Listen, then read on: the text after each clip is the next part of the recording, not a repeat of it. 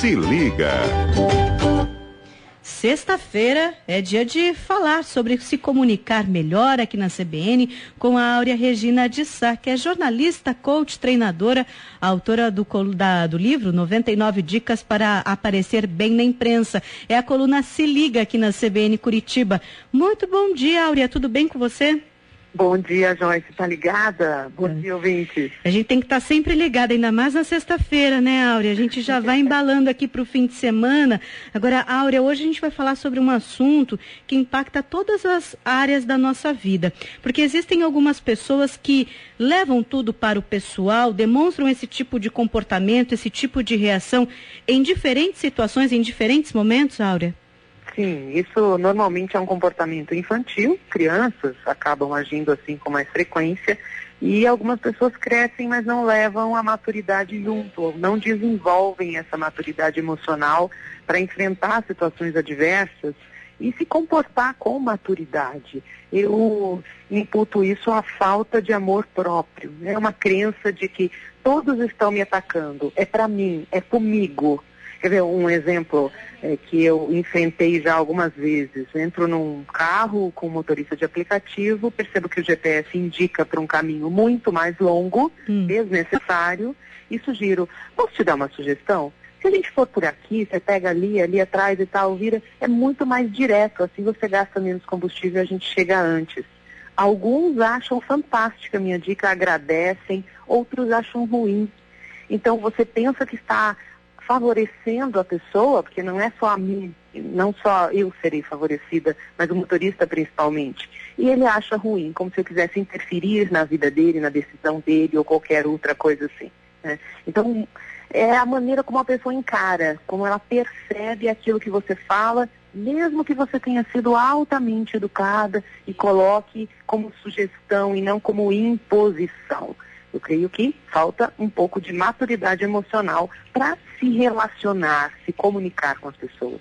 Acaba sendo qual motivação até por trás e o que acaba acontecendo? Tem uma bagagem até aí por trás para esse tipo de comportamento? Sim, pode ser uma falta de autoestima, achar que está querendo mandar na minha vida, está querendo me agredir, está querendo dizer o que eu tenho que fazer, né?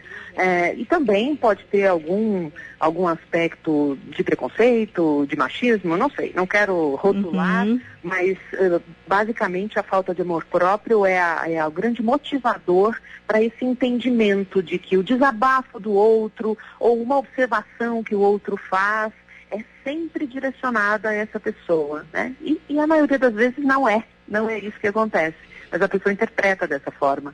Já coloca isso como um preconceito mesmo, né? De que tudo é com ela. Agora, se a gente puder estabelecer, Áurea, diferenças entre um ser humano, uma pessoa madura, emocionalmente um imaturo, o que você destacaria, né? Quais características você colocaria aqui pra gente?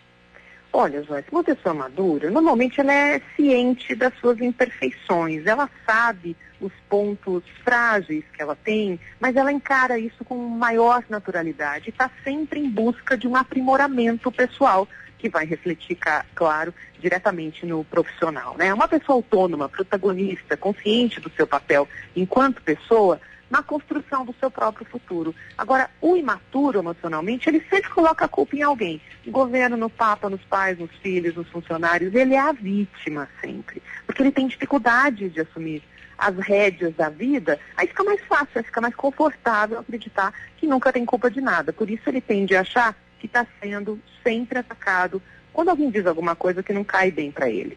E quais os impactos desse comportamento, por exemplo, no ambiente de trabalho, isso de levar tudo para o pessoal, Áurea? Isso é sempre notado, né? E até existe uma forma mais coloquial de se designar esse comportamento, que é o tal do mimimi, né? Para de fazer mimimi, você está fazendo mimimi, né? Então, isso impacta diretamente na possibilidade de crescimento da carreira. Porque, veja só, adultos com baixa maturidade emocional têm mais dificuldades de assumir posições de liderança. Ou se assumem, acabam tendo dificuldades na tomada de decisões, quando tem situações adversas. Tudo isso acaba sendo exposto a partir da comunicação que essas pessoas emitem. Essa comunicação pode ser agressiva, pode ser uma comunicação que expõe o outro na hora de um feedback, na frente do grupo, e não constrói. Então, esse líder é visto como uma pessoa que não consegue gerir as emoções de uma forma adequada, e isso acaba refletindo nos resultados da empresa. Se for uma equipe de vendas, por exemplo, incide diretamente porque os colaboradores não vão se sentir motivados a construir mais desenvolvimento para chegar nos resultados. E sempre tem o outro lado da história, né, Áurea? E é para as pessoas que levam tudo para o pessoal, elas sofrem também com isso, e se elas percebem esse comportamento, se elas têm um pouco mais de ciência e não quiserem mais ser assim, o que você poderia dizer para elas também? Eu creio que essas pessoas sofrem sim, porque elas se sentem não compreendidas, quando na verdade o primeiro passo é compreender a si mesmo e se amar mais, de verdade. A gente ouve muito pouco as pessoas dizerem que estão investindo no desenvolvimento do amor próprio, como se isso fosse errado, como se isso fosse alguma coisa ligada à autoajuda, que é uma expressão usada de forma muito pejorativa. Na verdade, se autoajudar é fantástico, é o grande presente que cada pessoa dá para si mesma. Então, reconhecer e valorizar os aspectos positivos que cada pessoa tem, para entender o que é sua responsabilidade e o que é ação do outro, é o primeiro passo. Porque cada um só dá o que tem. Então, se uma pessoa que você encontrou se relaciona, ela desabafou, ela falou de forma mais ríspida, mais direta, ou foi até mal criada, não estou dizendo que se justifica, mas pode acontecer, isso é apenas dela, não é seu. É importante separar o fato da suposição, né? Esse é o segundo passo. Então, sempre questionar a própria consciência. Essa pessoa está falando agressivamente assim, é comigo? Não, peraí, eu acho que ela está um pouco exaltada por alguma coisa que aconteceu com ela, mas eu não tenho nenhuma relação com isso. Ou então, se for o caso, perguntar. Desculpa, eu não compreendi. Você está irritada comigo? Eu fiz alguma coisa que provocou essa agressividade em você? Se a pessoa disser, não, desculpa, não é nada com você, eu só estou nervosa, eu estou desabafando. Pronto, está resolvido. Então não é comigo. Eu não preciso acolher todo esse lixo que a pessoa está tentando colocar para fora. É realmente uma reflexão, é todo um trabalho e uma observação, né? Um trabalho até a longo prazo para ser feito, não, Áurea?